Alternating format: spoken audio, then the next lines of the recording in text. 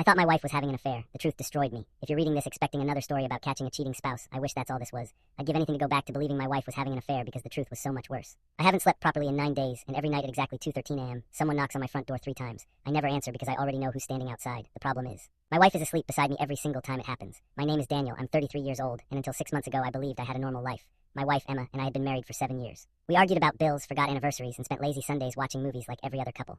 Then one small change turned into another, and before I realized it, the woman I loved had become a complete stranger. It started with her coming home late once or twice a week. She blamed overtime, new clients, and endless meetings. I didn't think much of it because she worked for a large marketing company, and busy seasons weren't unusual. But then I noticed she never actually complained about being tired. Instead, she'd come home with this strange look on her face, almost peaceful, like she'd just returned from somewhere she enjoyed more than home. Soon she started hiding her phone. She'd smile at messages and lock the screen the second I walked into the room.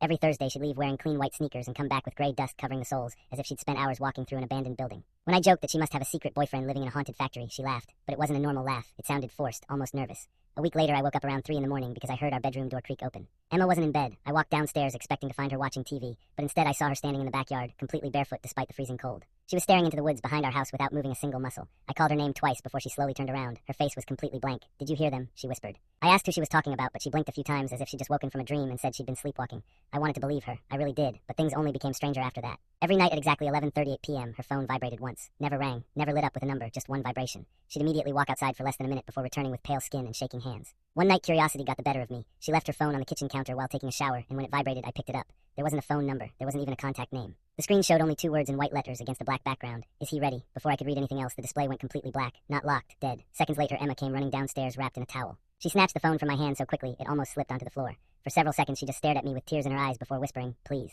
If you love me, never answer that phone again." Then she hugged me tighter than she ever had before. The next morning, she acted as though nothing had happened. That's when I stopped believing she was simply cheating. Something else was happening, and whatever it was, it terrified her. 3 days later, she texted me saying she had another late meeting. Instead of replying, I grabbed my car keys and followed her. She drove past her office without even slowing down, continued out of town, and eventually turned onto an old forest road that wasn't even marked on my GPS. 20 minutes later, the trees opened into a clearing, and there it was, an abandoned psychiatric hospital I'd never seen before.